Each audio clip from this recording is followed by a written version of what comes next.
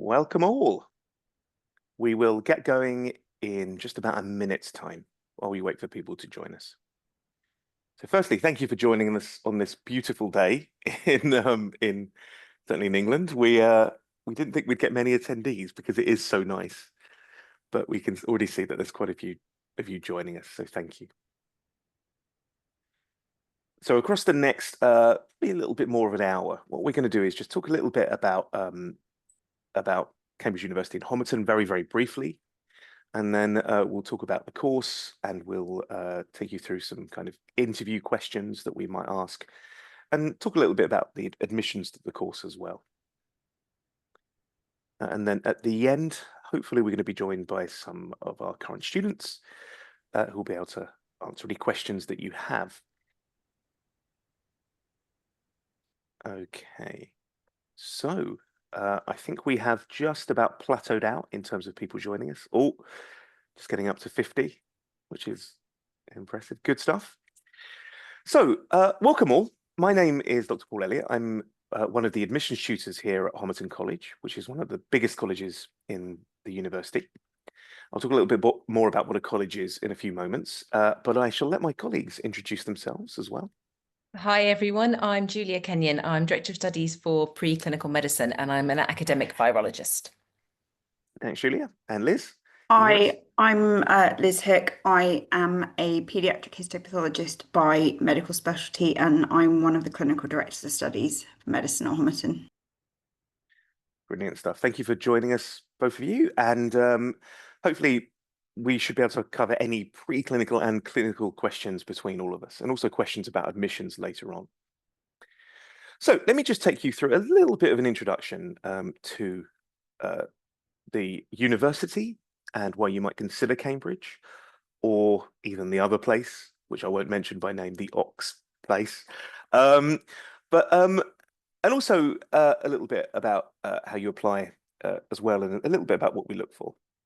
So firstly, why consider somewhere like Cambridge? Firstly, it's an amazing place that offers a world-class education. And if you do choose to apply to us and to come and join us on our course, you will be lectured by some incredible academics who are some of the world's foremost academics in their discipline. You might occasionally be taught by Nobel Prize winners, but certainly it's an incredible experience to be taught by these academics. Alongside that, also you also get some opportunities to do an amount of research as well, and you become part of world-leading laboratories should you choose to as part of your third year. It's also a really supportive environment. Now, I'm not going to lie, our medical course is very tough. It's quite intense, but alongside that, we make sure that we offer you a really supportive environment. Here you get given a director of studies, and Liz and Julia are both directors of studies. And it's their job to, I've just realized I've just sat on my headphones. Oh, your audio's just changed a bit. I think that should be me back again. I just sat on my headphone lead, so yeah. So I was saying that, yeah, it's a really supportive environment. So someone like Julia and Liz, they can shepherd you through your course. And so if you have any questions about your lectures or your supervisions or your practicals or anything to do academically, there's always someone that you know who you'll be able to go and talk to. And as well as that, I know that all of us organize various get-togethers and little activities and groupings so that you do get to know your director of studies really, really well. On top of that, you get a tutor who also looks after your welfare while you're here, and they can deal with any kind of non-academic issues that you face. So, for instance, if you have a terrible loss in the family, or if you're struggling in some way, your tutor is another person to go to support you through your time. Also, you'll be supported by a system of supervisors as well. And an important part of the Cambridge system is that we have these supervisions every week where you and some of your friends sit down together with an academic to discuss the lectures in a bit more detail and to really cement your understanding of the course. And this is really important, and it's one of the reasons why Cambridge is quite tough. You can't just go to lectures and kind of fall asleep on the back row. And I'm sure neither of us ever did that, did we, Julia? Yeah, but you can't do that because you'll be constantly questioned about the materials that you're learning. It's a really great way to get an ongoing process of learning. Yeah, we certainly don't expect you to cram everything towards the end. But your supervisors are a great resource that you only get at a few universities, and one of the really kind of jewels in the Cambridge educational crown. And it is a fulfilling experience. And although the course is tough, there are loads of other things that you can do alongside the course as well. We encourage you not to do too much, but there'll certainly be time to do, the sports that you need to do or any other kind of activities. And at Homerton, we also have a parallel co-curricular program called Homerton Changemakers, which is where you can start thinking about, what you might want to do to change the world after you leave, and really sort of, really start thinking about your personal development, think about what kind of other skills you might be able to gain while you're at Cambridge, to really sort of, so that when you go out, you're equipped to really thrive after you finish your studies. We want you to come out and do amazing things once you're finished with us. And certainly employers know that our students are great, that they have been through a competitive process to get in, but also that they've had this really kind of leading education. And so employers are always looking for our graduates and come hunting for them. So what is a college? What is Homerton? Now, this is a slightly strange one. Sometimes I don't think I quite know myself the relationships between the university and the colleges. But the way I like to summarize it is, if you imagine a very famous set of wizarding books, the school, let's say Dogwarts, would be the same as the university, and the houses, whether that be Gryffindor or Lufflepuff, let's say, they are equivalent to the colleges. So the way it works is you apply to a college. So you might apply to Homerton, or you could apply to one of the other colleges, and they oversee your admissions, and they look after you while you're at Cambridge. They're basically your home. And there are 31 colleges in Cambridge, which you can choose from. But your college is like a little kind of microcosm of the university. It's like a subdivision. And what it means is that you'll get to know almost everyone in your year. You will get to know all of the other medics at your college, say at Homerton, and we take 10 medics every year. You'll get to know them, and you'll get to know most of your year group. So it's a really community kind of feel in your college, and you'll eat with your colleagues, you'll play sports often for the college. We have a dining hall in virtually every college, big kind of, kind of really ancient, beautiful candlelit dining hall. And you will be able to basically live there. You might even party, at your college, but you'll certainly make many of your friends there. But then everyone together goes to get taught centrally for lectures. So whichever college you go to, you'll be taught in the same departments for your lectures. And so just like in those wizarding books where everyone goes to potions class together, all the different medics from across the university will go to be taught maybe pathology or pharmacology together.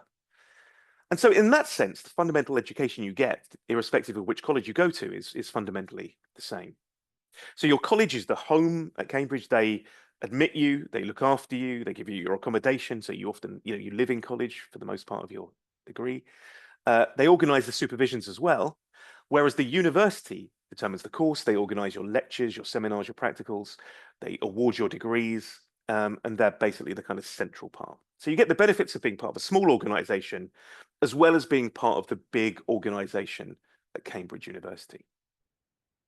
Okay, so a little plug now about our college, Homerton College.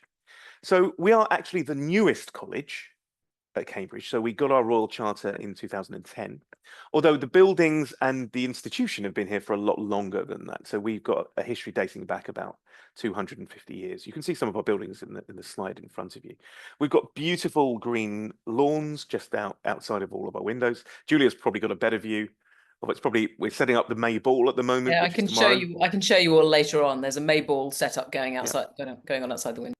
So we've got sound stages, we've got, getting ready for a big party to celebrate the end of term. And that's happening tomorrow night. And we'll go on from something like 9 o'clock at night till 6 a.m. in the morning.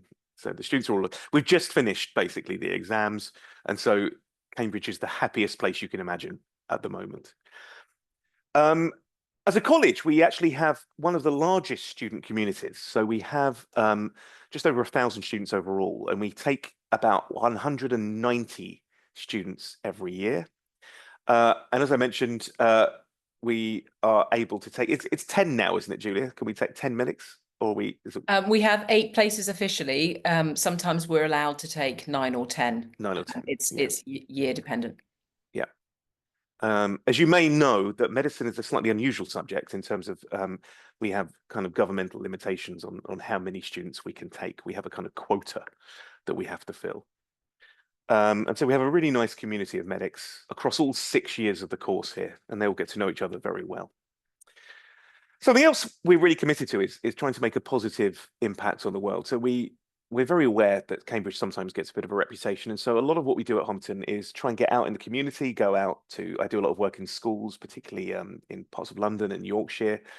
And we really like to sort of, do some amazing educational activities and really make a change. And for that reason, we started this Change Makers program where we really encourage students to think outside the box, to think about sustainability, to think about, medicine, to think about, how they can get onto a career path that makes them able to do some really great things in the world around them, rather than, so many will just, go and get a job. But we want you to think about your career. We want you to plan and do what you want to do ultimately when you finish.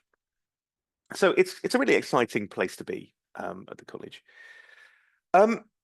As a very brief history, so as I mentioned, we were founded officially in 2010, but our history dates back to 1768. But it's a really lovely college. We have huge grounds. I mean, they're just outside of the window. We've got these amazing lawns. We've got ancient buildings. We've got a brand new, beautiful dining hall. We've got a football pitch out back, and also brand new sports fields just about half a mile down the road. We've got a huge library that you can find little alcoves to sit in and work on your own or work together, and the librarians look after you really well and give you cups of tea during exam season. We've got a great bar. We're really close to the train station, and also we are the closest college to Adam Brooks Hospital, which is a big bonus. And we have some of the cheapest accommodation in Cambridge as well. So we've got virtually all of our rooms are en suite, and if you choose to have an ensuite room, you can have one. And they've all got great internet as well. One of the big benefits of Cambridge as a whole is that you only generally need to pay for your accommodation while you're here, which means that you don't have to pay for an all-round, for a year-long tenancy. You'll only be paying for accommodation for, say, 6 or 7 months, and that can make quite a big difference to the cost overall of accommodation. So contrary to what people believe, actually, it's not expensive compared to other universities to come and study on our courses. If you're a home student, of course, the fees are capped, but you get quite a lot of money for that. And if you're an overseas student, it is more expensive, and you can look at the costs online. But certainly for the degree, you do get a lot of teaching and you get a lot of support as part of that. Okay. And if you are concerned about money, it's worth remembering as well that there are grants and scholarships available to support your studies. At Homerton, we also have music and travel grants. So very often our students will get grants to stay in Cambridge and do research or go off and do something exciting elsewhere. We've got internship grants as well to give you time to do things over the vacations. And it's worth noting that we have really long vacations as well. So our terms are very condensed, but over summer you have about 3.5 months. So most of our students will often, if they're not doing placements, will be able to go and get some incredible opportunities to get experience of doing research over the summer. We have hardship funds, and we I think if you ask for support, we will do whatever we can in our power to make sure that your time is as easy as it can be. And I can say for sure, we've never lost a home student because of financial reasons. And there's also additional support for carers and care experienced students as well. And the last little thing from me. So my job is admissions tutor, and I know Julia's going to talk a little bit about admissions in a few moments. And I just wanted to take you through the process very, very quickly. If you've been on any Cambridge webinars, you'll know this already. The most important thing above everything else, and this is my perspective as an admission tutor, is to make sure that you choose the right course. And our medicine course isn't for everyone, but have a look at all of the courses and what they offer and make sure it's the right course for you. And our course is particularly different in terms of having this year-long kind of in your third year where you can actually do another subject. And many students go on to become part of the natural sciences tripos for that third year. And that may be attractive to you, or it might not. But whatever you do, do your research to make sure that this is the course that you want to do. You then choose a college, and we would love it if you applied to us. The differences between the colleges are relatively minor. You know, you get the same level of, you get the same support, you get the same, dining kind of experiences, you get the same community. And I'm sure Liz and Julia will talk a little bit more about, why Homerton later. But it's also worth remembering that if you really aren't sure, you can put in an open application. And what this means is that your application is diverted to colleges which have need for you. So for instance, if they don't have as many medics that year applying, then you may be allocated to them. And that kind of evens out the kind of application process. Next, make sure that you check on the admissions assessment registrations. And Julia, are you going to talk about the assessments later on? No. Okay, but it's worth noting that nowadays the admissions assessment registration deadlines often fall before the UCAS deadline. So it's really important that you make sure you've checked on the assessments, on the assessment signups that you need. So it's before the 15th of October, which is the UCAS application deadline. This is probably the biggest piece of advice I would take away. So make sure you know the dates for both signing up for the assessment and also signing up for the UCAS application. And you may already know that Cambridge and Oxford have an earlier UCAS application deadline. And that's because we go through such a long process to choose our students. We have to collect lots more information. We have to arrange interviews. We have to organize assessments. So just remember, it's an earlier deadline. And then following that, you get an opportunity to fill out a few more forms to tell us why you want to apply to our course in particular. And then we have interviews in the first few weeks of December. And I know that Julia will take you through the kind of questions that we might ask in a typical medicine interview. And that all leads to the eventual decision in January. And that's where students get very excited. And it's a very exciting time for us as well, because we then know, who is likely to be joining us later on.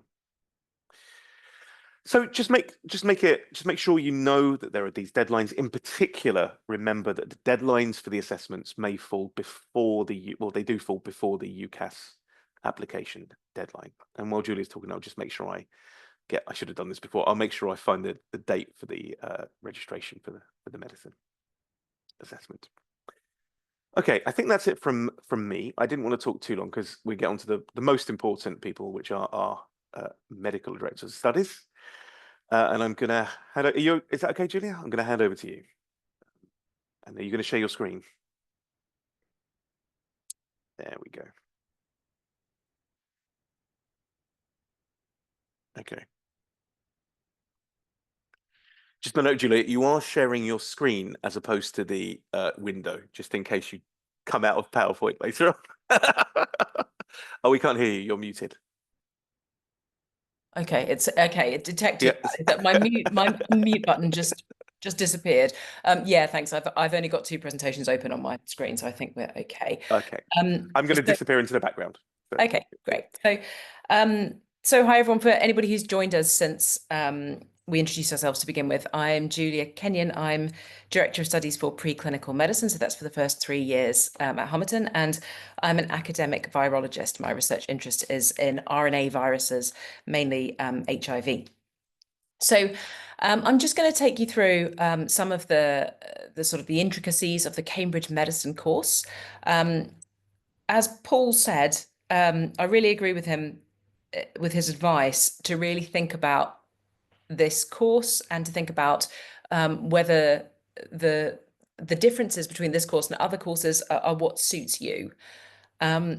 So the first question obviously is, you're all interested in medicine. You're all presumably thinking about having a career in medicine. And so it's important to think through why that is, what your motivations behind that are. And everybody has got different reasons for that. But it's, yeah, just important because this is a 6-year course. It's a long career to think through and to be realistic about some of the challenges of the course and the career, but also some of the really good things.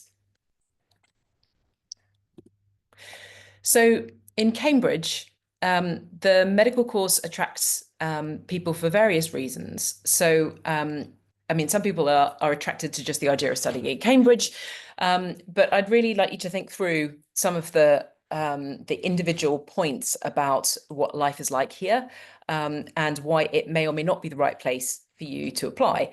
So as Paul has talked about a lot, we have the supervision system. So there's a lot of personal teaching.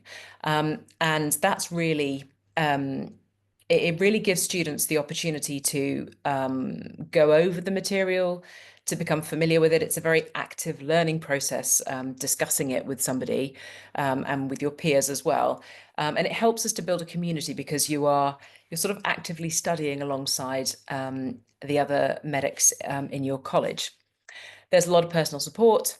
It's a great city to live in. All of the colleges have college accommodation in varying amounts. You might be attracted to the sort of cultural and sporting opportunities that there are around Cambridge. Some of the unique points of the course are, as Paul mentioned, there's real strength in research here in medical innovation. And so there are a lot of very active research labs. There's opportunities to get involved in that research or just to be lectured by the people who are conducting it and who are making really important differences to medical science. The preclinical course is, it's quite distinctive in that you have 2 years studying the medical sciences, and I'll go through that in a bit more detail, with a sort of small clinical strand running alongside them. And then in the 3rd year, you loop out and you can study a different subject. Cambridge is one of the universities that still does whole body dissection. And as I've said, I think already, there's a very strong scientific focus throughout the course, particularly at the start. So our aim as a university is to contribute to society through the pursuit of education, learning and research at the highest international levels of excellence. And as medical educators, it's to produce graduates who will lead the development of modern medicine by offering a rigorous scientific basis for medical studies and excellence in clinical, practical and interpersonal skills that are essential to high quality medical practice. So those are our aims. Now, the course structure, as I've said, is 2 years of the medical sciences, followed by an intercalated year where you get a BA degree in a course of your choice. Very often that would be one of the molecular natural sciences, such as pharmacology, pathology, biochemistry, but we have had medical students do subjects like engineering, and across the university, there's lots of students who would do maybe languages or some of the arts subjects. And when it comes to making that decision in the 2nd year, then there are lots of people here in college to help you, to help guide you in making that decision. In year 4, 5 and 6, that's the clinical course. And Liz is going to tell you a bit about that when I've finished talking about the preclinical course. And you are guided through those studies in the first 3 years by a preclinical DOS, that's me, and then by clinical DOSers in years 4, 5 and 6. And these are the people who are currently, well, who are about to be doing that. Liz has done a slightly larger share for the last few years. And so Gemma and Ibrahim are going to be doing a bit more. So in the preclinical course in year 1, you study biochemistry, physiology and anatomy. Because it's Cambridge, we're going to give them funny acronyms. So MIMS is molecules and medical science. HOM is basically homeostasis, and FAB, functional anatomy of the body. but basically biochemistry, physiology, and anatomy. And you take both sort of university level exams and also professional exams in those subjects in the first year. In the second year, you do pathology, pharmacology, neurobiology, head and neck anatomy, and human reproduction. And again, study with, you take exams in the at university level, and also they count towards the professional qualifications. And then in the third year, again, it's any course with a sort of, with most of our students doing the medical science courses. And alongside this, there's a small clinical strand that runs through the first few years. So in the first year, it's visits to a GP. In the third year, it's following a pregnant woman throughout the course of her pregnancy. So a typical week is quite busy. And in year one, this is what it might look like, what a timetable might look like. So all of those commitments in yellow on the timetable, those are all organised by the faculty. So they're not organised by us as a college. They are identical regardless of which college you're at. And so you can see that there might be some practical sessions. So Monday morning is a physiology experiment. There are some anatomy dissection sessions. There's a biochemistry experimental session there. And in amongst those are a number of lectures per week. You'll also, in the first year, have 3 supervisions, one in each of the 3 major subjects. And typically those are either in the afternoons, or when you have gaps in your timetable that are big enough to be spending that time in college, or they are... Paul, can you see what pops up on my screen at the moment, or is it okay? Do I need to clear it when it comes up? What are you expecting? So I can, it's okay. Don't worry. I can just see the yellow. Okay. Then it's fine. And then in the evenings we'll have the supervisions, which run for an hour at a time in groups of usually 2, 3, or 4 students. We try and keep those supervision groups relatively small so that you've got at least one person to work with, but you also have lots of time to discuss your ideas or ask any questions that you've got about the material that was covered. So for year 2, it gets even busier because you're studying 3 major subjects and then one that just runs for 1 term.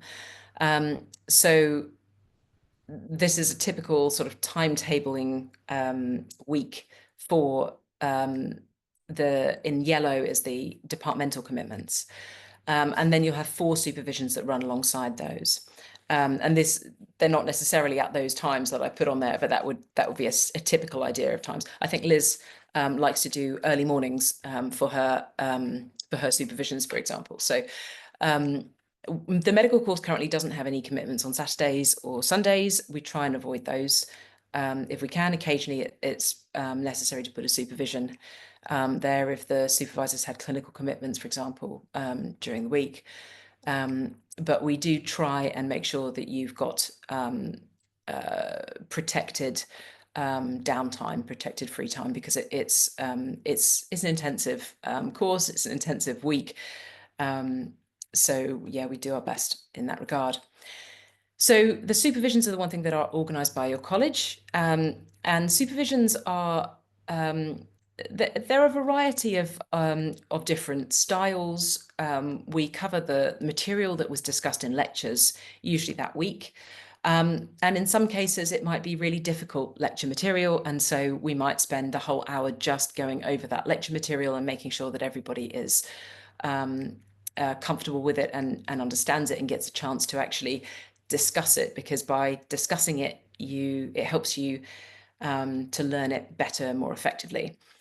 But in other weeks, the lecture material people might have found a bit more straightforward.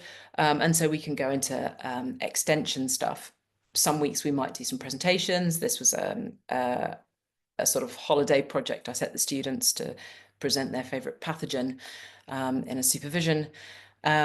And they give you an opportunity to get feedback on your written work. So typically we'll set an essay or maybe some practical questions based around the sorts of practicals that you've been doing that week or the week before, and give feedback.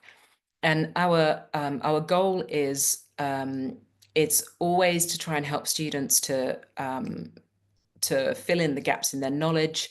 It's not a test at all. So a lot of students arrive in Cambridge very nervous about the supervision system because they feel like it's a like it's a bit of a test. But from our perspective as supervisors, we want to help students to learn. We want to use that hour to be as effective as possible at helping the students to understand that material and to be excited about it, because it's really nice when you can foster that sort of academic excitement in the subject. So something else that your college community does is act as a source of support and advice for lots of different things. So we can help to try and put our students in touch with people who might offer research placements and help to direct students for funding, for maybe accommodation while they can conduct those research placements. We can help to identify sources of funding for attending conferences, and also career advice, course advice. So we're a very diverse group of academics and students, and we're very keen to foster a vertical community at Homerton. So we've been taking medicine for 10 years now. We've got doctors out in the working world, and we've got first year students coming in, and we try and make sure that everybody feels a good part of that community, everybody feels connected and is able to talk to one another to get the best sort of advice that they can. We have regular sorts of social activities. So we're doing a barbecue, no, not a barbecue, it's a picnic tomorrow, for our end of year exams for our medical and vet community. And we sometimes have pizza nights and things where there might be a bit of medical discussion. I think Liz might talk about that a little bit more. And we just bring everybody together from different year groups over some food and some social and medical conversation. So just thinking about that vertical community, we try and put in place a system of supervisors at Homerton where we have people from different career stages supervising you. And the thought behind that is that whatever kinds of questions you have, concerns you might have, you might find somebody within those supervisors to ask questions, career questions or advice. And also the teaching styles will vary. Some people will work much better with different teaching styles and different types of supervision. So our goal is to try and have a really diverse field of supervisors. I haven't shown everybody here. Some people didn't send me their pictures in time, a couple of them. So there are more than this, but these are some of our supervisors. And Thomas and Oscar are current clinical students. They are doing the MB PhD program. So they came up and were taught by Liz, myself, and Karen as well, actually, because all three of us have been in place supervising at Homerton for quite a while now, and they're now supervising themselves. So the students, the undergraduate students, have got regular contact with some of the clinical students as well, who are supervising them at the moment. In terms of our medical fellowship, again, we've got a very diverse medical fellowship, both in terms of things like ethnicity and religious belief, but also in terms of medical specialism. And we bring everybody together once every year at a big med vet dinner. So our medics and our vets. So on the left, you can see one of our earlier med vet dinners. That was just after we started taking vet med a few years ago. And then this year's dinner on the right hand side. And that subject dinner is very important to us. So that picture on the right hand side, I won't point them out specifically, but there are a number of professors sitting in and around a number of first-year students, for example, and it's our way of making sure that everybody knows everybody else, everyone has an opportunity to interact socially, and to feel then like they can ask people questions at any point. Just send an email if they because they might be able to identify somebody within that community who'd be the most appropriate one for them to answer the question. So that's the sort of ethos that we try and build and maintain. I'm going to hand over to Liz, because that's the end of my talk about the preclinical medicine. Do you want me to stop sharing, Liz, or are you going to? Yeah. I've got a very brief PowerPoint. Okay. Yeah.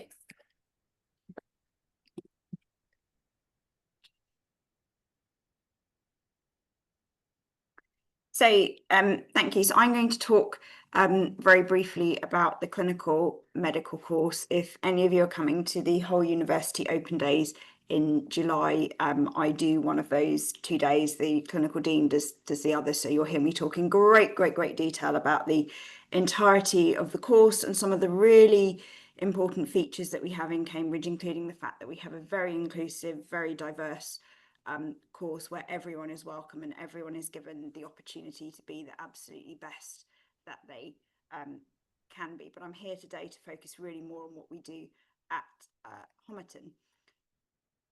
So I'm picking up after the end of year 3, where you've got your BA degree and you come and join us in the hospital, and we move very much from a course that mirrors very strongly what you do at school in terms of organised teaching to something that focuses much more on an apprenticeship model, both based in hospitals and based in the community. And we are really teaching you the practice of medicine alongside the theory. We have a spiral model in operation, which means that we revisit topics repeatedly throughout the course, but the level of knowledge and learning that we expect you to bring to them obviously increases as you move into year 6 compared to year 4. Year 4 really focuses on the core learning, making you comfortable seeing patients and supporting you with the sort of very basics of clinical practice. In year 5, we move to much more specialist attachments, including things like neurosurgery, which Ibrahim is obviously one of our fellows with a particular interest in that. And I think it would be fair to say that actually amongst our fellowship, we have 2 consultant surgeons, Ibrahim, who's a neurosurgeon, and Neil Donnelly, who is an internationally recognised skull base surgeon. And they both teach in the 2nd year, and they're really keen for people to come down and watch surgery during that time point, so you can come and see the sort of neuroanatomy learning that you're doing in actual practice. Year 6, you then come back and do basic senior attachment. So you're sort of you're revisiting medicine, revisiting surgery, revisiting general practice and acute emergency care, but from the lens of someone who very soon at the end of year 6 is actually going to be entering into clinical practice. And in fact, this is a really well-timed session. In 2 days' time, our current year 6 students are going to have their declaration ceremony where they leave the course after having been with us for 6 years. And I'm really looking forward to it because it's absolutely fantastic for them. But obviously, after 6 years of getting to know them all really well, it's very sad always to see people go. The clinical school has a mission statement which really focuses on how we are going to help you to be the most exceptional doctor that you can be. But exceptional doctor means a number of different things. It might mean a Nobel Prize winner, but it also means a GP who has exceptional communication skills and empathy and compassion, and who therefore does the absolute best for their patients every single day. So whatever your interest, whatever your skill set, we will support you to develop that to be the absolutely best doctor that you possibly can be. And we really are aiming to support people who wish to become and step forward to be the future leaders of the medical profession. Within our course, we do give you timetabled opportunities to pursue areas of special interest. You can do a research-based component in your 4th year, and in your 5th year, you have 1 medical and 1 surgical block where you can choose something that you want to explore in a little bit more detail. So you might choose to explore cancer surgery, for example, or obstetrics or pediatrics. So you get an opportunity to do an additional attachment in those. When you start year 4, a number of students, usually up to 10 in any one year, are on the MB-PhD programme, and these are students who do the first year of the clinical course, the 4th year. They then take 3 years slightly alongside the course, where they do a PhD intermixed with some additional clinical practice. Then they return to the course at the end of their 3rd year of PhD and rejoin in the 5th year. So when they graduate at the end of the course, they have not only their medical degree, but they also have a PhD. And we have a number of Homerton students who are on that MB-PhD programme. We've got 4 students who are currently actively out on the programme, and we've got 1 student who has returned back in from the programme. The course is based at Addenbrooke's Hospital, CUH, here in Cambridge, but we also have peripheral attachments running from Kingsley and Ipswich, the West Suffolk Hospital, all the way across to Bedford and Luton, down to some of the centres in Hertfordshire, such as Stevenage. So we send people to a wide variety of centres. We provide the accommodation in those centres, and we also send people to GP practices, where again we provide you with accommodation whilst you're based at those attachments. And those attachments are, at the end of each block of attachment, we run a full teaching week in Cambridge, where we will cover topics that run throughout the course, such as palliative care, global health, professionalism, and the strand which I'm responsible for arranging the teaching on, which is applied biomedical sciences. And we also, at the same time, it's not just about learning the theory, you have to learn the practical skills. So we do also have a focus on this throughout the course. And I think I'm often asked questions about how you prepare for medical applications in general, Cambridge in particular. And what I would say is I don't personally place any store whatsoever by very expensive courses or things that you can go on where you pay a lot of money and go and do a focused week of something. I really do not think they are necessary. And I really do not, when I read them on an application, think anything more than, okay.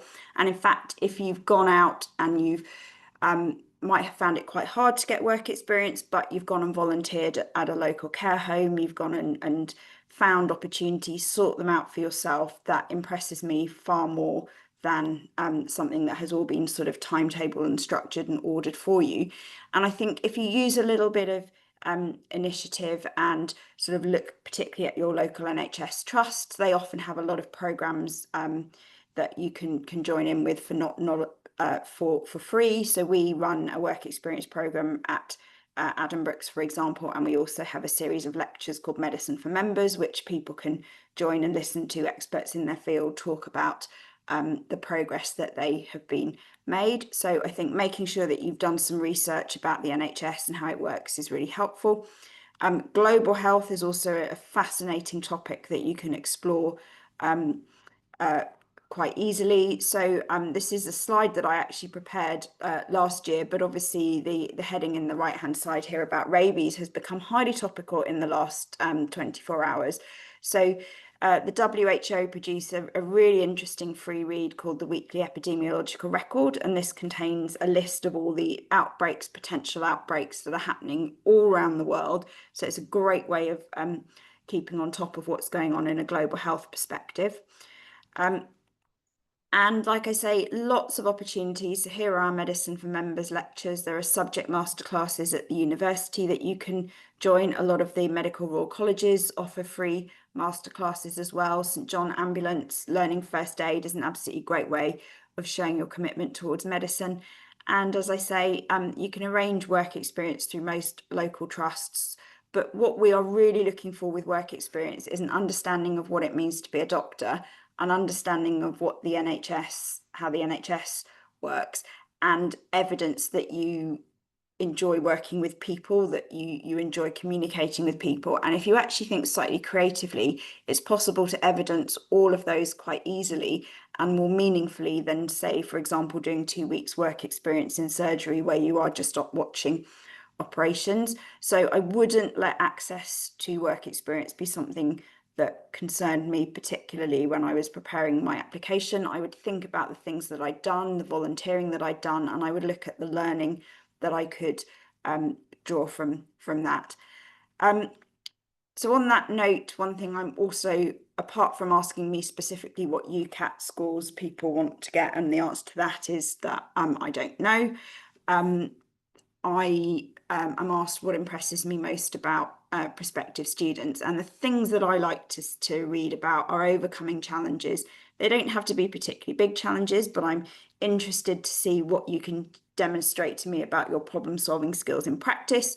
I'm interested in the things that tell me about your initiative, about how questioning you are, how you've gone away and explored your interests in detail, that you've shown some determination to take a project through to completion, that you are keen to explore and you're reliable and you're enthusiastic, and that you show evidence of listening as well. So you're not just always forging out in front, but you're actually taking the time to listen and interact with those around you. So if, for example, you were a member of a netball team, you could demonstrate quite a lot of these properties really nicely with telling me on your personal statement, not just that you're a member of a netball team, but how you had supported, for example, younger players in developing their skill set, or encouraged them if perhaps the match hadn't gone to plan. So really, when you're putting stuff on your personal statement, what is it that you're telling me how does this relate to medicine? What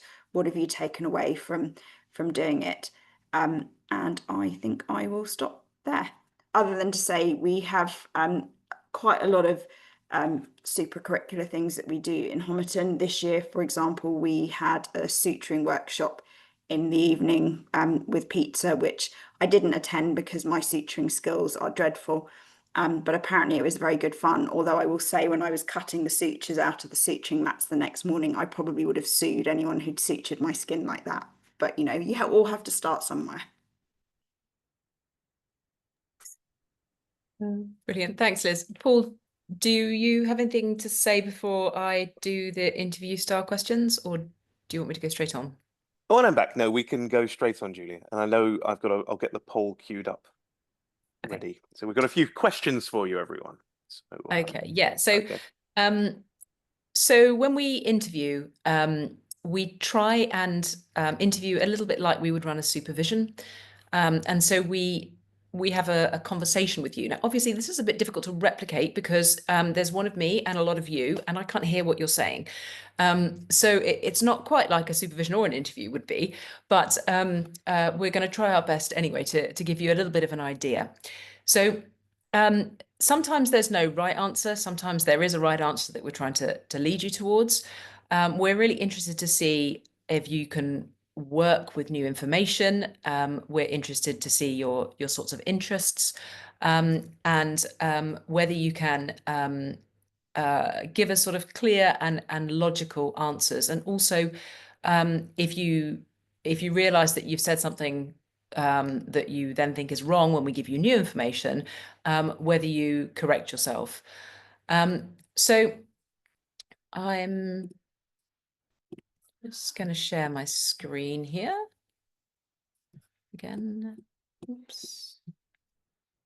And there we go. Okay, so Paul's hopefully going to run me some poll questions at the same time. So I'd just like you to have a look at these pictures on the screen, and have a think about those, and have a think about what you might be looking at. And you've got some answers there for question 1. What are these 3 organisms? So they are various organisms. Do you think you're looking at 3 types of worm? Do you think maybe you're looking at a worm, a sperm, and a nerve cell? Are you looking at a worm, a virus, and a parasite? 2 worms and a virus? 2 parasites and a worm? So those are the choices I'm going to give you. Now, obviously, in a conversation, you could choose different things, but those are your choices for now. So have a little look, and then just when you're ready, hopefully not too long, click an answer. And I should say we are definitely not following what anybody is answering here. So really don't worry. This is not an interview.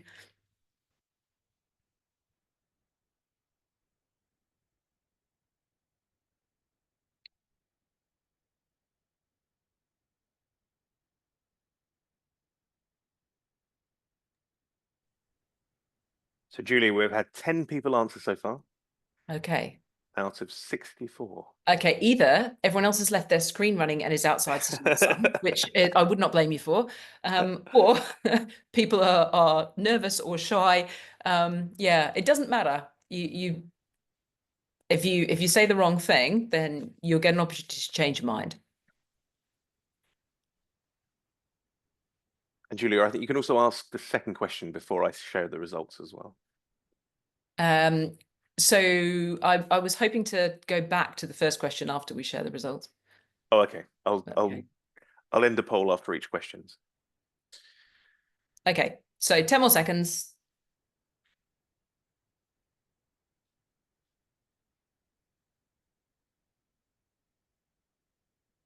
Okay.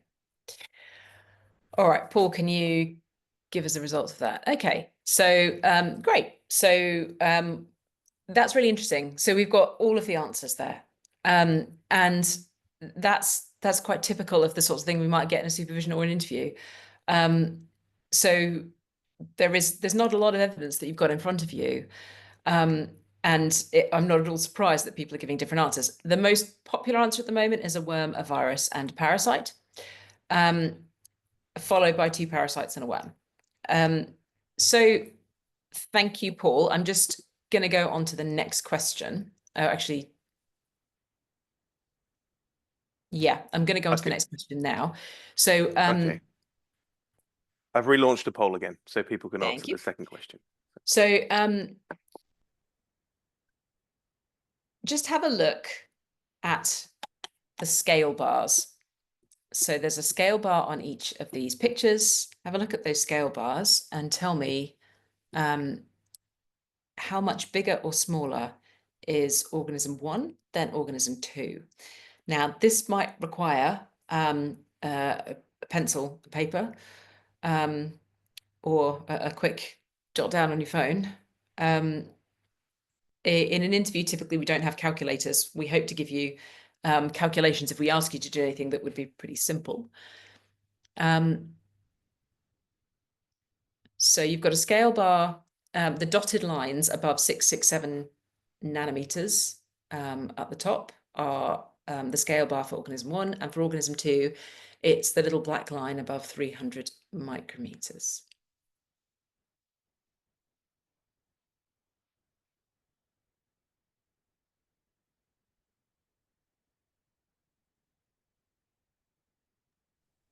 Okay, we have 20 people answered.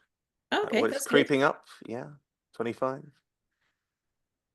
Yeah, that's good. That's good. This is a quick answer for this calculation. Probably took me 30. longer to do it earlier. Oh, something leaps up to. So we got 40 people. Right, shall I end there? Yep.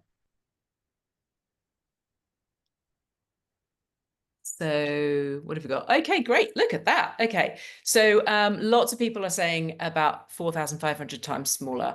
That's right. So that would be the correct answer, that organism 1 is about 4,500 times smaller than organism 2. That's really small, right? So if we just look at this in a little bit more detail, then 667 nanometers, I reckon that goes into this about 3 times. So I've estimated that that's about 2,000 nanometers long, which is about 2 micrometers. And I've estimated that this little bar here goes in, well, about 30 times into this this worm-like thing.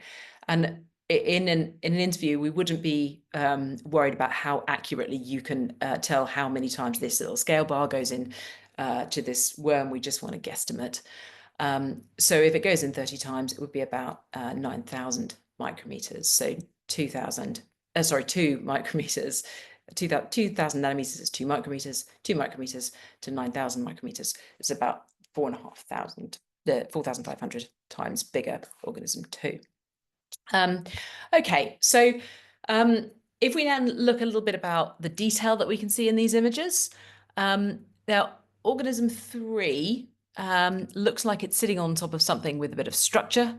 If I gave you that picture in color, I think that would be pretty obvious about what organism 3 is. So many of you will probably have guessed by now that organism 3 is an earthworm.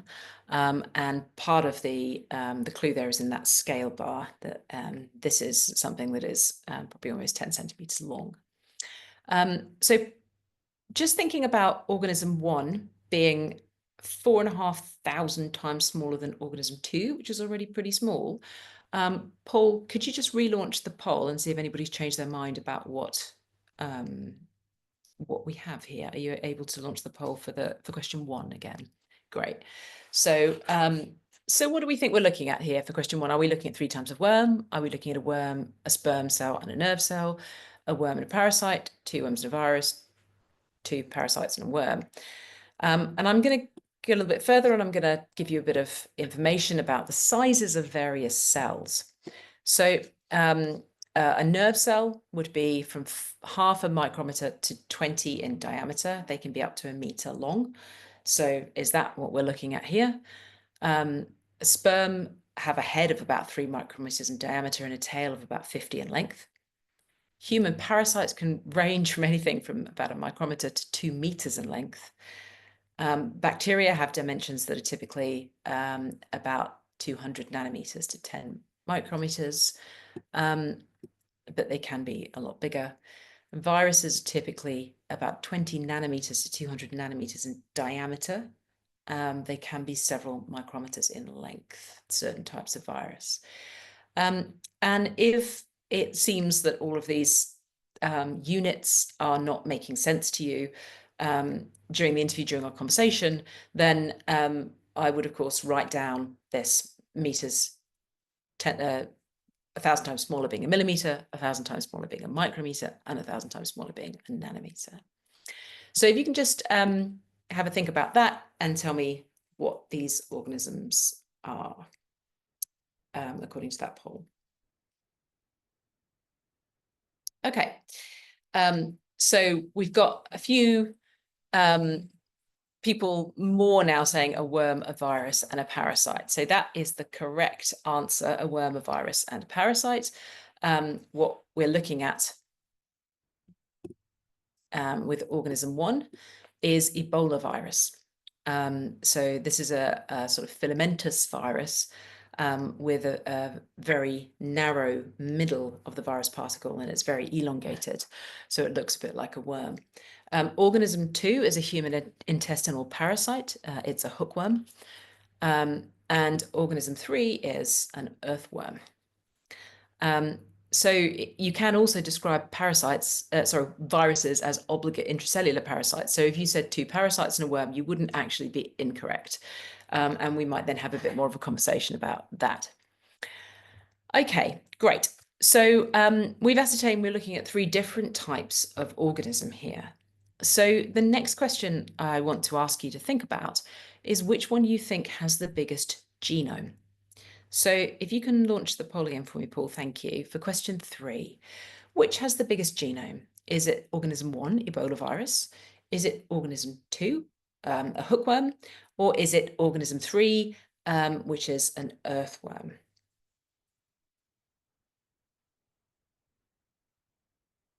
So which has the biggest genome?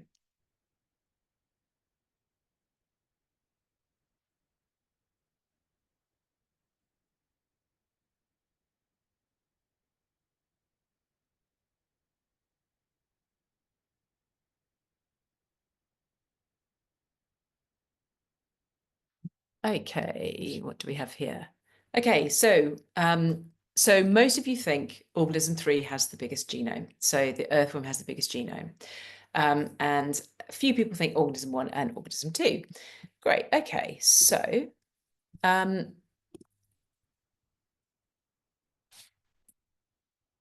this is probably slightly the wrong order now. Let me just go forward one. So if we think about what a genome does, the genome makes up, it's the genetic makeup of the organism.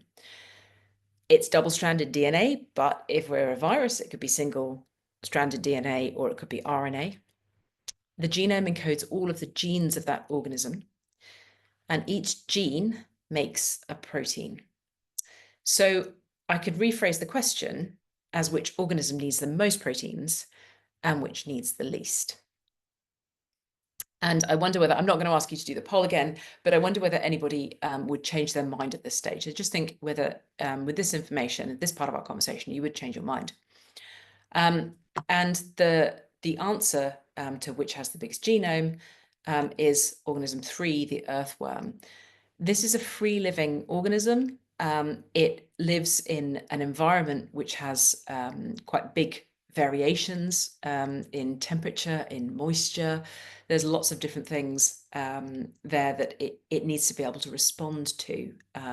So its environment is not really controlled at all. Whereas the intestinal parasite, hopefully, according to the parasite, it's living in quite a nice 37-degree temperature. Its environment doesn't change a huge amount, and it's relying on the food to come to it. In organism 1, it actually lives inside a cell, and it uses quite a lot of the cellular functions. It uses, for example, the host ribosomes. And so it doesn't need to encode all of those within its genome. So it can have a much, much smaller genome because it actually uses the coding capacity of the cell that it's replicating in. Okay, and so the final poll question I have, which would be a slightly different type of conversation. When COVID-19 emerged, so SARS coronavirus 2, what made it so dangerous to humans? So there's different ideas here. You might have a different one that I haven't written here, but some answers people might give would be, well, it was a new virus. There was no herd immunity. It can provoke an overreaction of the immune system. It can spread via asymptomatic carriers who don't know that they've got it. It could be all of the above, or we don't know the answer, so we can't say. So just have a little think about how you would answer that question, and then pick an answer for the poll.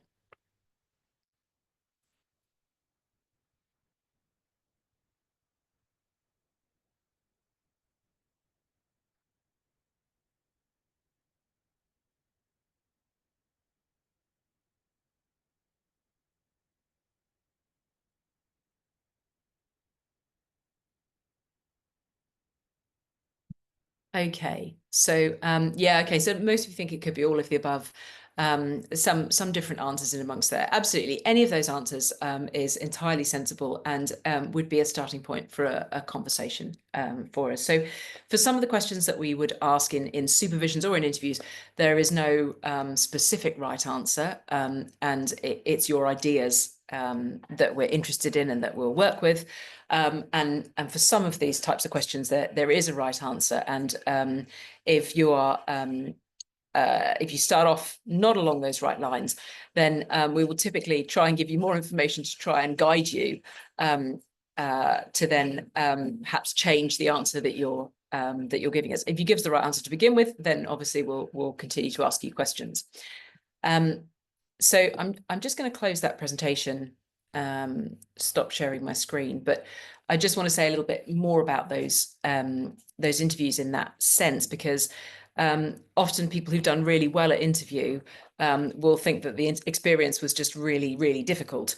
And sometimes that's because we're getting a lot of very sensible answers. We're having a really good conversation. And so we push and we'll ask more and more harder and harder questions. So it's very, very difficult to tell ever how you've done during an interview. My strong advice is don't try and second guess it, particularly not during the interview, because that could, and it has worried some students who have done really, really excellent interviews, or even just, relatively good interviews and been offered a place. And they've said afterwards, oh, I think I did awfully in an interview, and we'll say, no, not at all. So yeah, so just bear that in mind. Okay, Paul, I'll hand back over to you. Okay, thank you so much, Julia. I thought I might just add a couple of things about interviews and their place in our process, just to everything that Julia said, and I completely agree. It's really difficult to think how you've done in an interview after you've finished it. We will keep on asking you questions until we run out of time.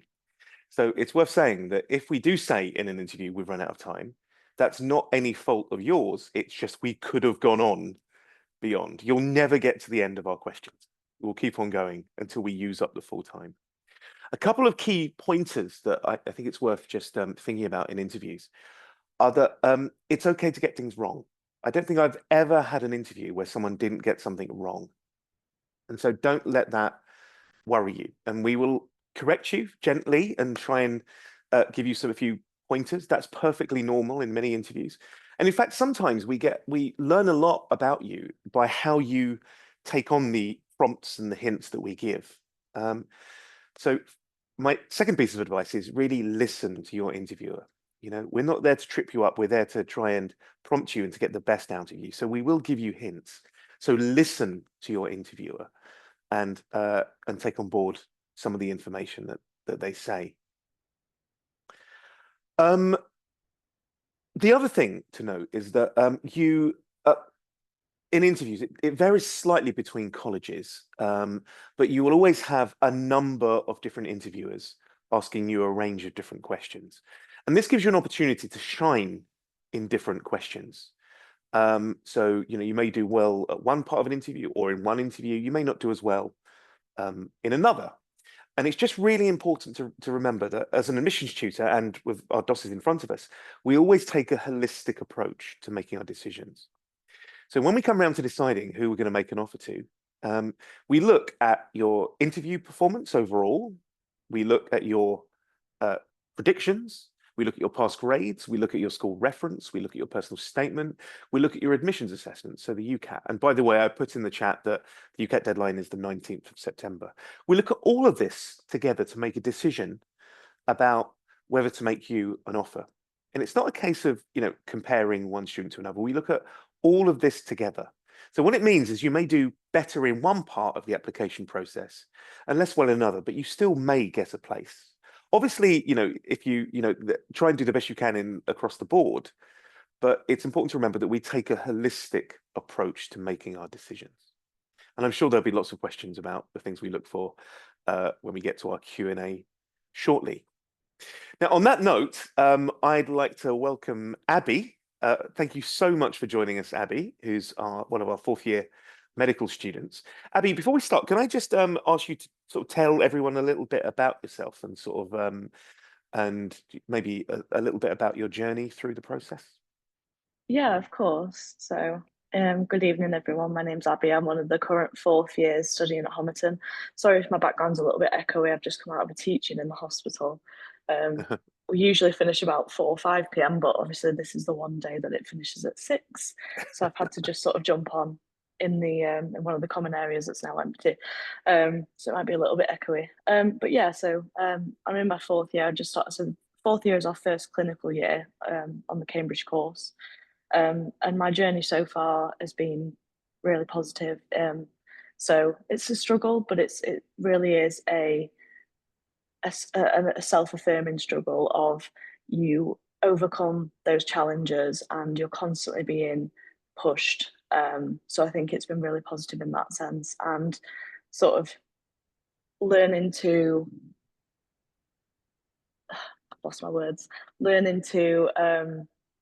have these conversations in an academic setting, and just explore your curiosities is definitely the best thing about coming to Cambridge and being a medical student here. So yeah. Thank you, Abby. Just a quick question. So we mentioned earlier that as part of the course, you do a third year in a subject. So what I was just going to ask, what did you do in your third year, and how was that, and how did you feel it differed from other universities? So my third year, much to Julia and Liz's delight, I chose to do pathology. And within pathology, I did immunology modules, a cancer module, and a module on host pathogen interactions. So thinking about viruses, bacteria, and parasites, and how they sort of set up camp in our bodies and how they interact with our physiology and cells and things like that.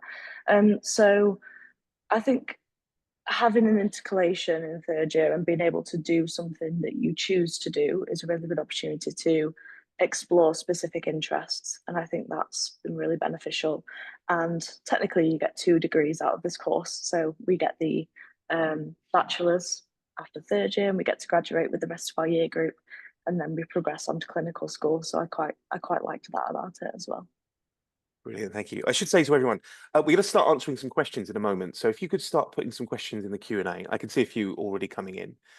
I was just going to ask Abby another question, just relating to how is it different doing the preclinical and the clinical side of things? I won't ask you which is the best director of studies because they're both present, but which. But yeah, I was just saying, so what's the difference between them, and how have you found the transition between the two? So for the first 3 years, the first two especially, because as we've said, third year, you go off and do your own thing, whether that's pathology or something else, science related or otherwise. So you can actually do something completely different, like education. I know some of my friends did education, and that is an option. So for the preclinical years, it's a lot of lectures, a lot of contact hours, a lot of writing essays, doing practicals, and learning the core science behind the human body and how it works in a healthy setting and how that can go wrong and produce pathology and disease. And then in the clinical years, so I'm coming to the end of my first clinical year.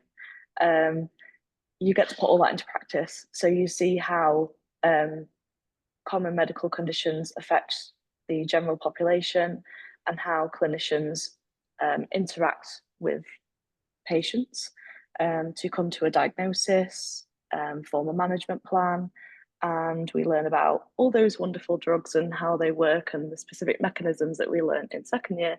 We can actually see those treating a disease, let's say, for example, an infection treated by an antibiotic. So yeah, and I think it differs. It's definitely a different learning style and environment, and the clinical years are a lot more self-led. So we get a lot more, not that the rest of the course isn't independent, but it's a lot more independent learning and personal development in that sense. Okay, thank you, Abby. And can I just encourage everyone watching, if you have got questions specifically for Abby, she can tell you, exactly as it is. Not that we wouldn't, but you can ask a current student what it's really like. So we're going to turn to the questions now, and I'm going to throw them to various people. There's a couple at the start about admissions, which I can answer. So this year at Homerton, and it's not the same for all colleges, we are interviewing online. I can't guarantee that indefinitely, but for certainly this coming round, we're going to be doing online interviews for medicine. There are some colleges that are going to be doing in-person interviews for home students. I think there's a few of those doing it for just home students, and I think maybe one or two doing it online. Sorry, in-person interviews for everyone. But the vast majority of colleges are going to be doing online. We're still sort of reeling from COVID a little bit. Online interviews have worked well, so there is a few slight differences across the collegiate system. Someone then asks, will an A star, A star, A star prediction be seen as higher than someone with an A star, A star, A prediction?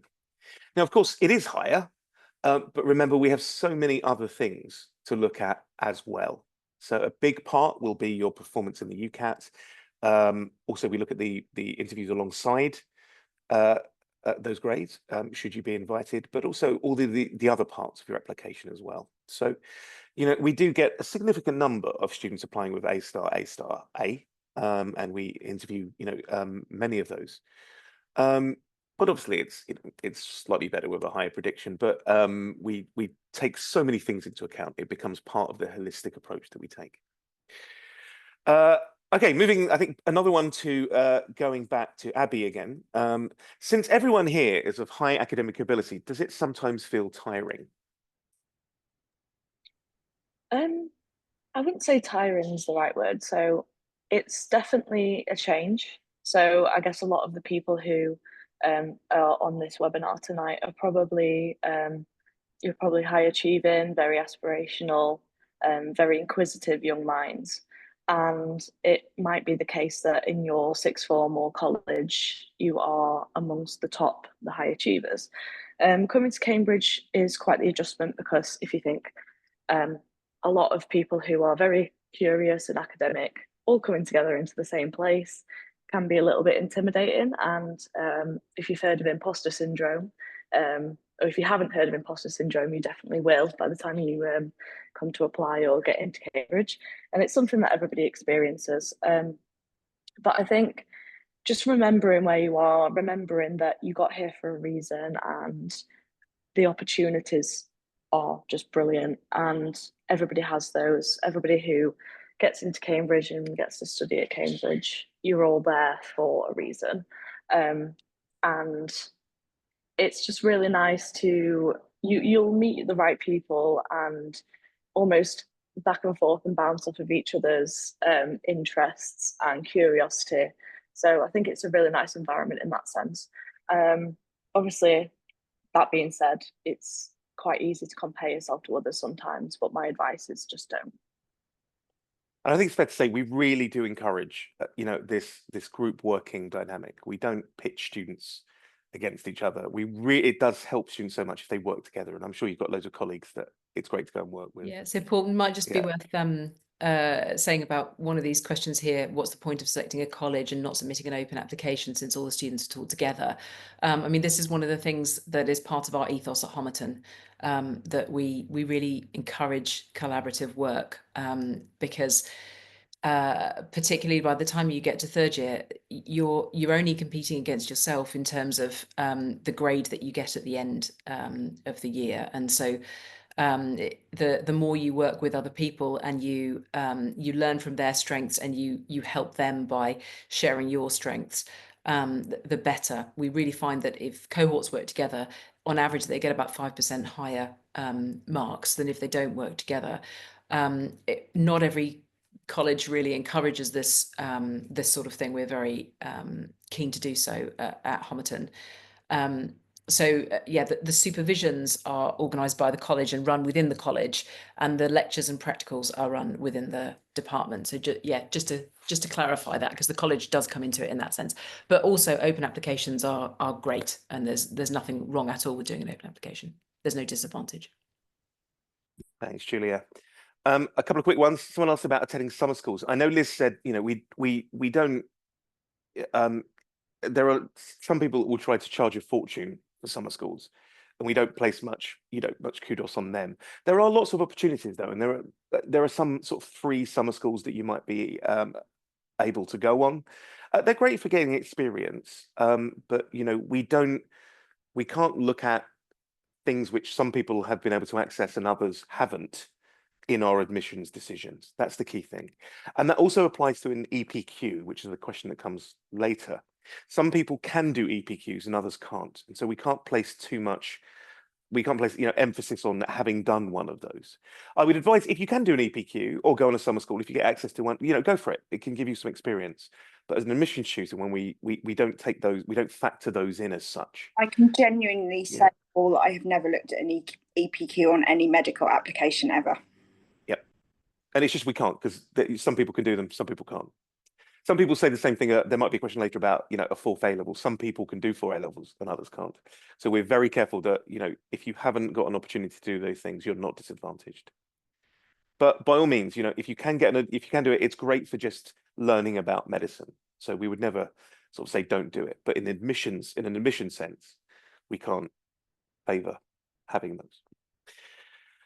I don't know, Liz or Julia, someone says, what could you, is there anything you need to prepare before an interview?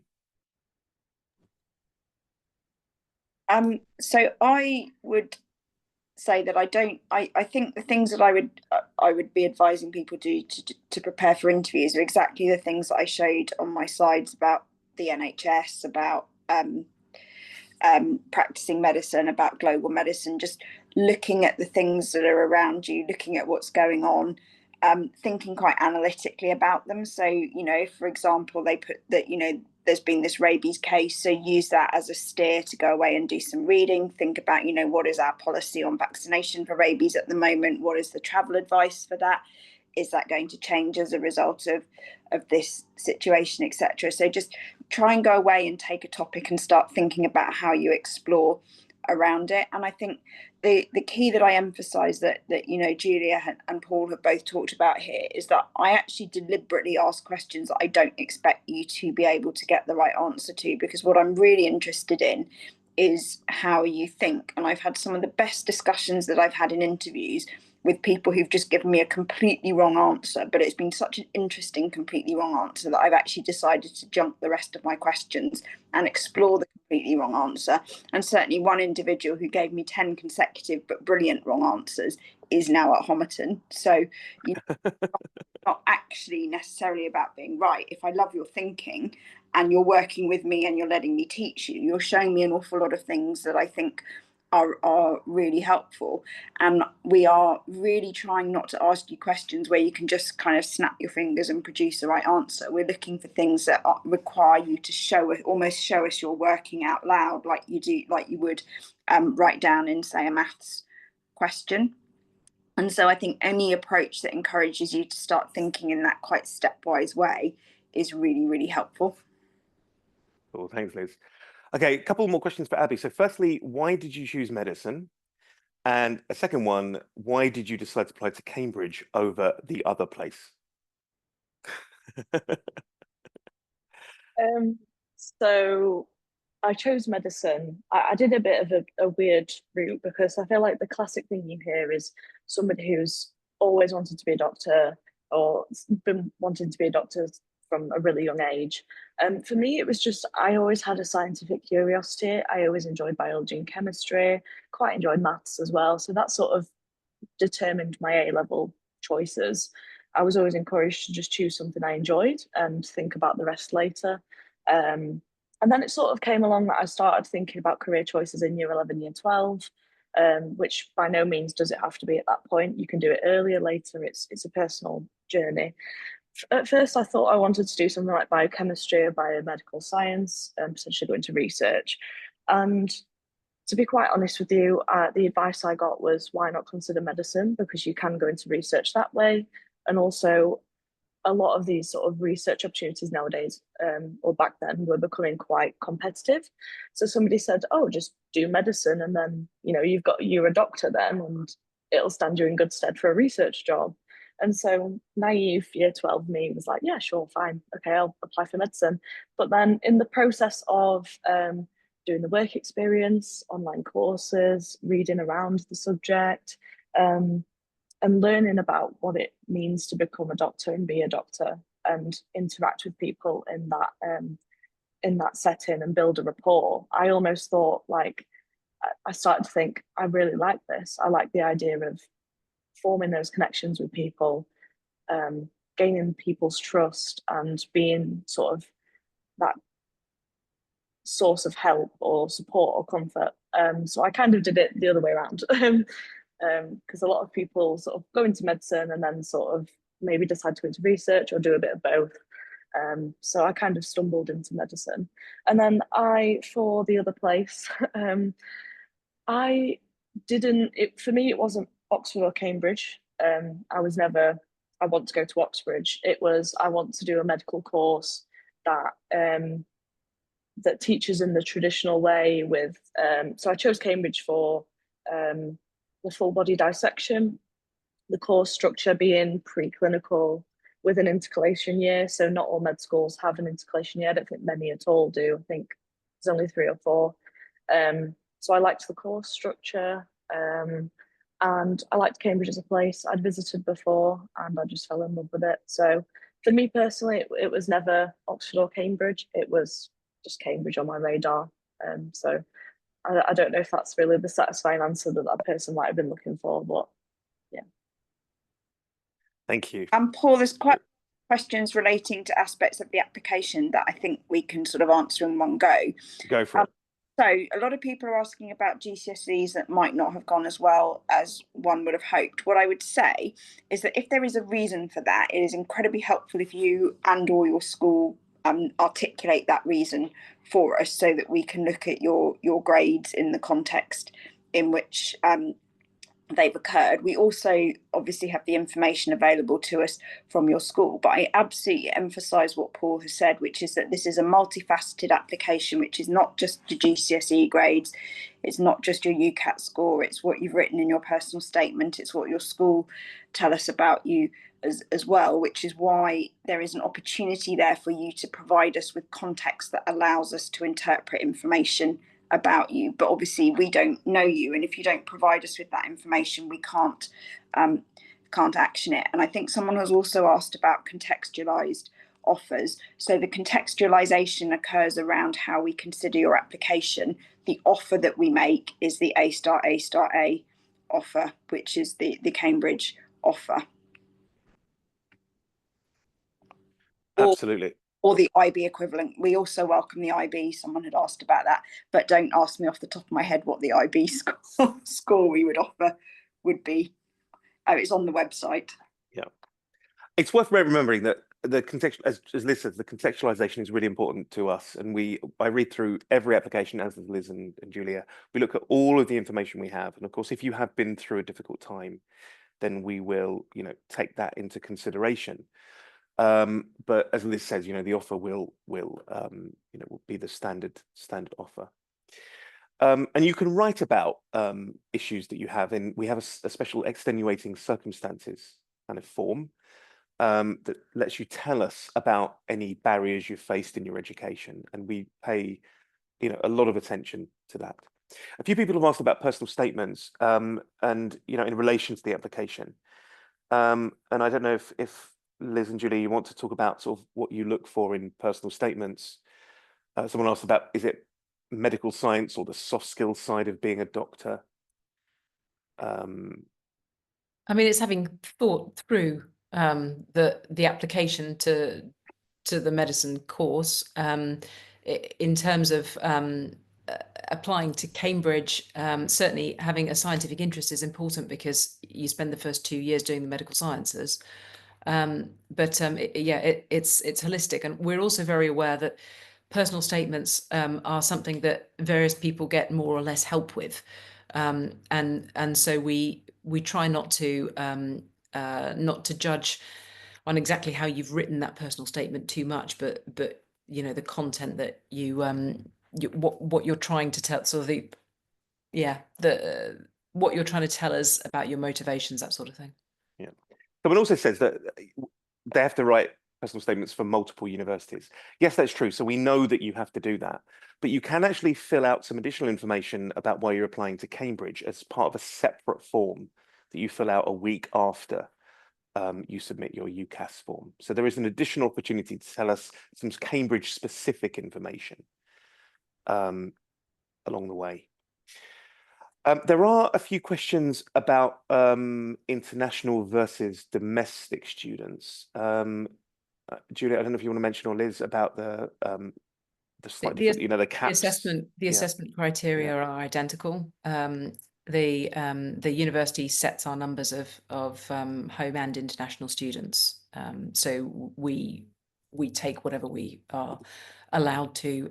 If we get more international students who we feel are very strong, then we'll either put the students into the pool so that another college can fish them out, or we in some cases have been allowed to make extra offers to international students. So yeah, it's dependent on the year and the situation. Yeah, absolutely. A few people are asking about things like extracurriculars and experience. I would say we don't look at extracurriculars per se. We look at things related to the course, but we do know that other universities want you to talk about extracurriculars.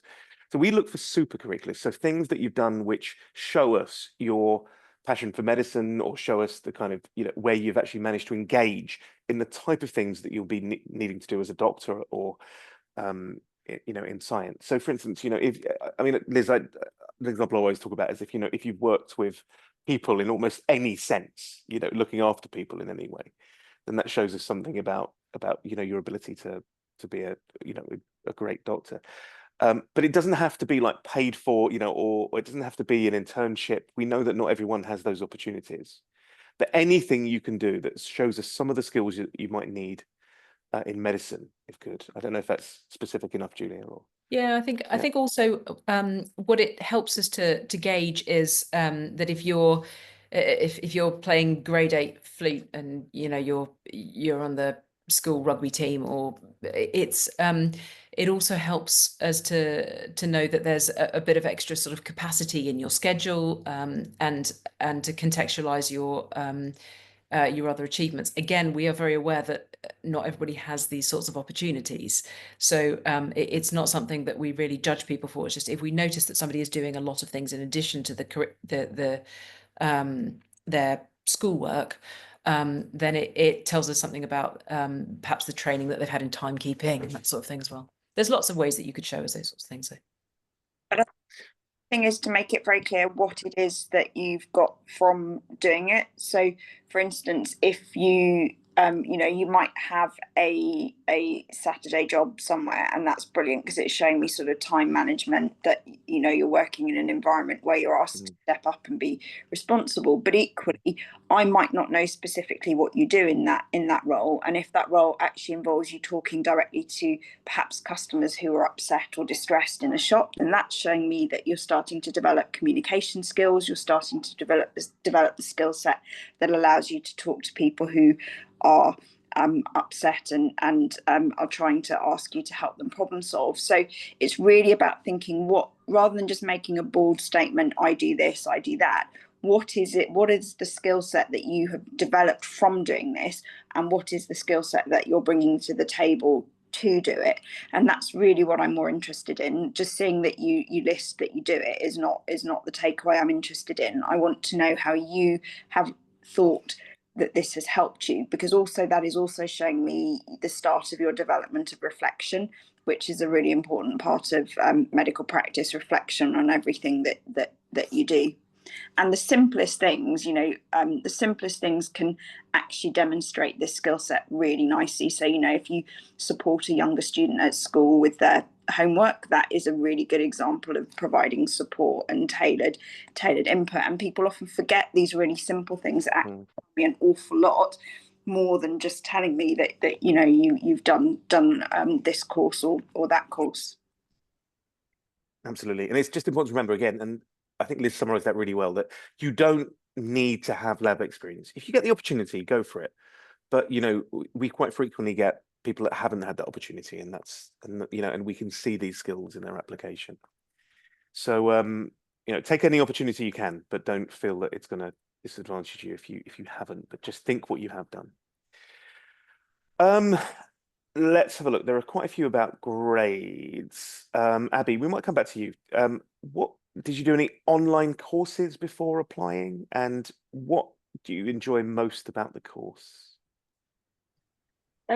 So I applied during the depths of COVID. So even my work experience was online. So online work experience. So yeah, I did quite a lot of online things. I did gosh, I can't remember now. It was that long ago. I feel really old. I think I did a course on something to do with epidemiology and infectious disease and communicable disease and non-communicable diseases and how they sort of interplay. But it's a really good example of a supercurricular. And there are some very good options on something called Open Learn. I think it's run by the Open University. It's completely free. And there are courses tailored to all levels of like, they're accessible to any level. And there's a massive range of things. So whatever you're interested in, there's probably something, excuse me, that will pique your interest. So that's always a good idea to look into that. And what do I enjoy about the course? I assume that refers to the medicine course here, not the course that I did back then, because I can't remember what it was. So the course here, as I said before, the full body dissection, I think, is an incredible way to learn anatomy, and just an experience to have in general. I like the idea that we can do something that we want to do in third year. It's very self-led, and You can personalize it in your own way. So you can either do a bit of research project, or you can do something more written, like a dissertation, which is what I chose to do. I also like the range of placements that we get in the clinical years.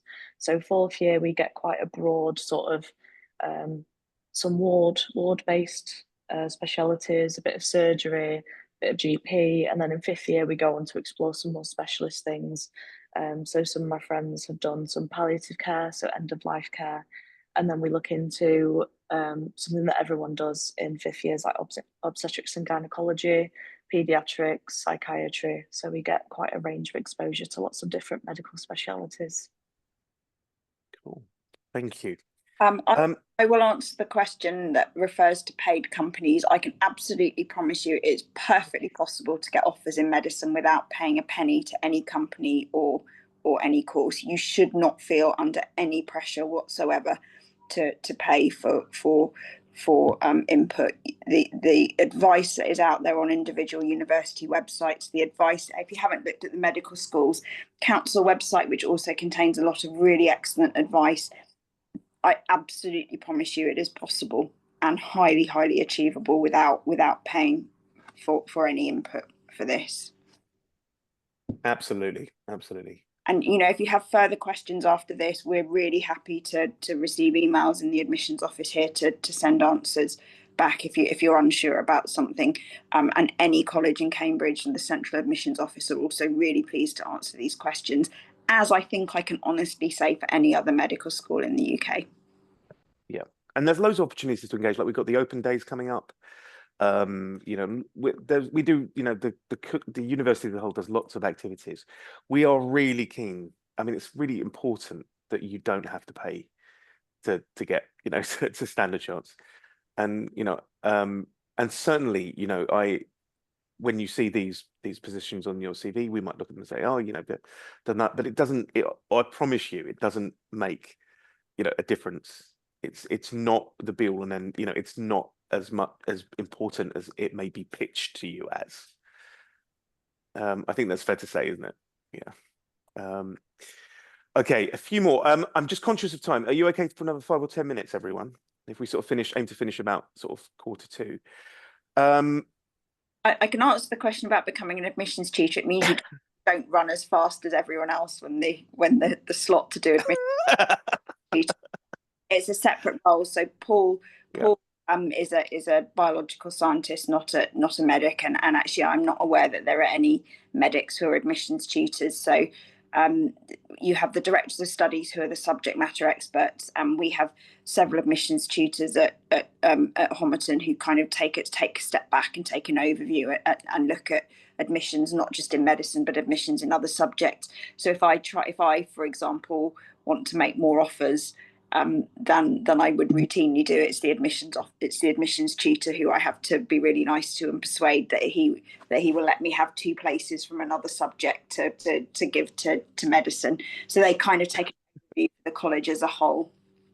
Yeah, absolutely. Yeah, it's a strange job, but a lot of the time I spend teaching as well. It's kind of it's part of my role, but I wouldn't be able to do it without the team. And it's not just me who decides. This is really important. We get together, and if you were to someone asks about what Abby's interviews were like. Now I'm conscious that you may well have been interviewed by I don't know if you were or not. Yeah, so be very careful that your director of studies are here. But we do it as a team. So there's a whole group of us that put our heads together to work out, to look at these applications, so that it's not just one person looking at one fact. And a few people have asked about what's the threshold for the UCAT, or what's the threshold for admissions assessments, and how do you get a place? It all depends on each individual person. We look at so much information in order to decide who to interview, and that includes contextual information. It includes like any barriers you may have encountered in your education for whatever reason. But we look at your school reference to see how you're performing within your school, and we look at your personal statement. All of this together, and it takes a long while. This is why the application process is such a long one. We spend so long looking at all of this information to find, the best students. And it should be said as well, we take, the best students from state schools. You know, we do take students from independent schools as well, and from around the world. We're looking for the best students from whatever background you come from, and we take into account all of the contextual stuff to help us make those decisions. So, sorry, Abby, back to you. Do you want to talk about what your interviews were like? Have you? Because the thing is, interviewers tend to forget what they were like, because you know we interview so many people, but it's probably etched in your mind from You know what? Nowadays, not so much. It's just thinking about how long ago it was. It's wow. Yeah, no, I actually don't have to sugarcoat this. It was a very good experience, and obviously Julia and Liz were both in my interview. So as you were saying, I don't have to. I actually don't have to sugarcoat it. I really enjoyed the interview, and I think the reason for that. So I think part of the question was, what do you wish you'd have known before? So I felt that I was adequately prepared because I got quite good advice, and that advice is just treat it as an opportunity to chat to somebody who is an expert in a specific thing about something you're interested in. And it might not even be that you get questions about the things that you really enjoy learning about, but just applying that sort of curiosity and inquisitive approach, and just try and have that back and forth. It's easier said than done. Try not to be nervous. Obviously, naturally, you are. I was pacing around my living room before mine, between the two of them as well. But I think just remembering that, I think this has been alluded to earlier, getting things wrong is totally okay, and you're almost expected to. The idea is they want to see how you think, they want to see how you adapt your answer, take on new information, apply what you already know.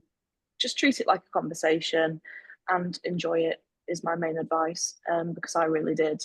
Some of the questions were really bizarre, some of the questions were really interesting, some of the questions were a little bit boring, but I thought, you know what, I can apply what I know, and I can maybe even, if it's such an open question, you can maybe even take it down a route of something that you are interested in, so that hopefully they'll ask you more questions about that thing that you want to talk about. But yeah, overall, it was a very good experience, and it was a nice challenge. I think, if anything else, just treat it like that. If not anything else, treat it just like a fun challenge. Thank you, Abby. Someone asked about what happens if you apply to a college that has a lot of applications that year. We have a backup system called the intercollegiate pool, where if we do get a lot of applications and we think that students have done very well but just missed out a place, we put them into this pool where basically it's now it's a kind of an online kind of repository, and all of the other director studies can actually have a look into this to see if there's any students that they want to take. And every year, a significant number of students end up on the medicine course after having applied to one college, having been pooled and taken out of the pool by a different college. And that equalizes the disparities in applications that we get. So there's a backup system. So if you do apply to a college which has loads of applications, you may be put into the pool and end up somewhere else. Just the bit about open applications as well, and whether you're more likely to end up at certain colleges if you do an open application. There are certain colleges which historically have lower application numbers, but every year it varies, and every year there are a couple of surprising colleges in that open application system as well, typically. So it's not really possible to tell. A couple of other quick ones. If any grades need to be included in an application, if you had them, someone asked about SATs. Someone asked what factors are used for shortlisting for the interview stage. Again, we look at all of the information together to try and interview as many students as we can within the timescales that we have. Someone asked if they could switch from international to domestic status. Sometimes it happens. I think in course it's more difficult. Obviously it's, there are financial differences. So if you are talk to the colleges if you think that might actually happen during your time. Do interviews get ranked based on a scoring system? In terms of we look for sort of a wording system, so we summarize how people have done in each interview based on in a kind of wording system. So it's a kind of a relative kind of ranking, and we do give feedback on how the interviews have gone. There's a Someone else question. sorry. about the August reconsideration, and I think it's probably worth commenting a little on that. Are you happy to do that, Paul? They've asked if anyone can be reconsidered with 3As. There is a reconsideration, but it's not global. Yeah. So so if they miss their offer on results day, can they be reselected if you get it? So if you don't get a place initially, normally that is it. And you can of course reapply, the next year, but it's a year out, which is, and that's a big commitment to make. There is something called the August reconsideration pool, which does allow some students to be reconsidered. And normally there are some participation metrics. You can have a look at it. If you look online, it should have August reconsideration pool. But that does, there is an eligibility range for that to be considered for that process. And it does require you to have got the A stars, but it's not open to everyone, I'm afraid. There should be detail about it online. It's called the reconsideration pool, August reconsideration pool. Someone asked, do mature colleges participate in the pool? Yes, they do. Obviously for mature students. Someone asked about on what would we make an offer. When we make an offer, we look at the range of grades. Not they are generally in the scientific subjects though. If we make an offer, if there's non-scientific subjects, they will not normally be included as part of the offer. And there's one about having maths and further maths, and would we take those 2 grades if they're the highest, or look at the 4th lower A level instead?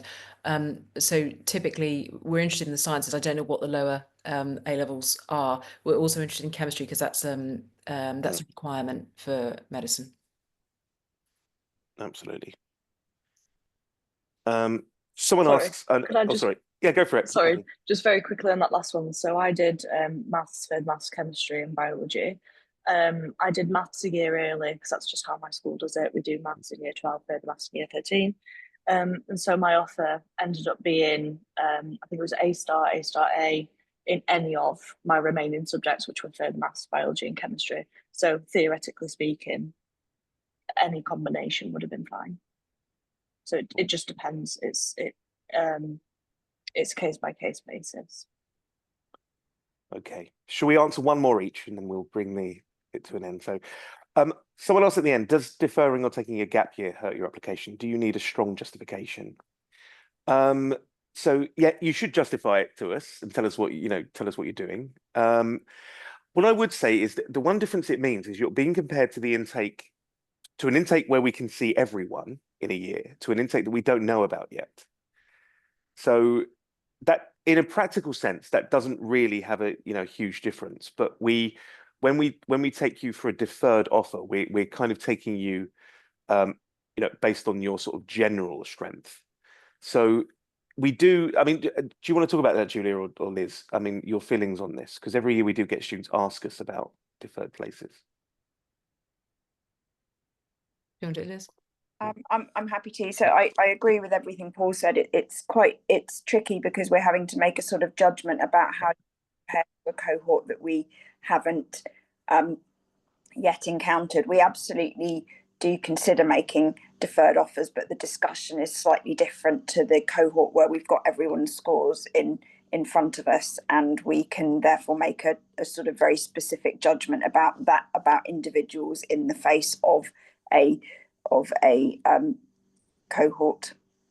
You do, if you wanted to take a year out, you do of course have the option to apply during the year that you're taking out, at which point you're a post A level applicant, so your application consideration becomes slightly different because we already know your A level grades.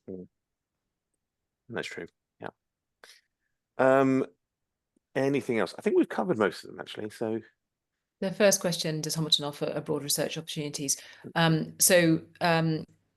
Not as a specific part of the course, but we have a lot of our medical fellows and our biomedical fellows who are involved in overseas projects. So we have a lot of links with with overseas things to help put you in touch with people, as does the clinical school, though. Yeah. So the key thing about director studies is they can help you find some really exciting positions across the vacation, but it's a very individualized thing. So we will support you in getting those kind of positions rather than having a kind of a generic program that does it for you. But I mean, I'm constantly writing references for internships all the time for my scientists. And I know that Julia and Liz will be doing the same for their medics. There's a question about contextualized admissions to stress. The contextualization comes about the consideration of the application. The offer is not contextualized, so we would make the same offer to you that we would make to other people, but it's the way that we would consider the components that you were submitting to us in terms of your GCSEs, your school reference, etc. But we don't make a lower offer, as it were.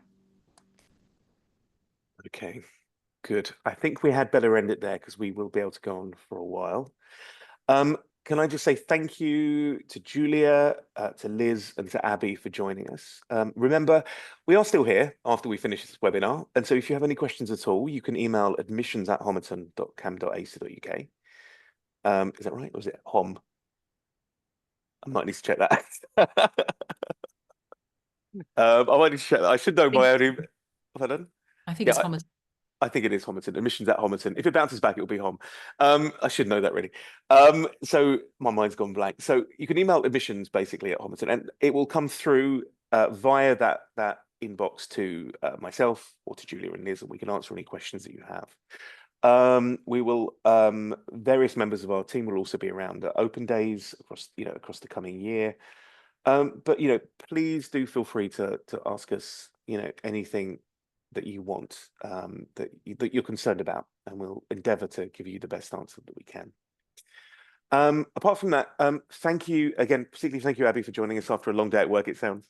And thank you to all of you for sticking with us for this long webinar on a very, very warm evening. And we hope that you might consider applying to us, either to Cambridge or to Homerton. But we hope this webinar has been of use to you. So on that note, can I ask everyone to wave and we'll say good night? Good night, everyone. Enjoy. It's got in now, actually. Yeah. So take care, everyone. Thank you for joining us. Okay. Bye-bye. Bye.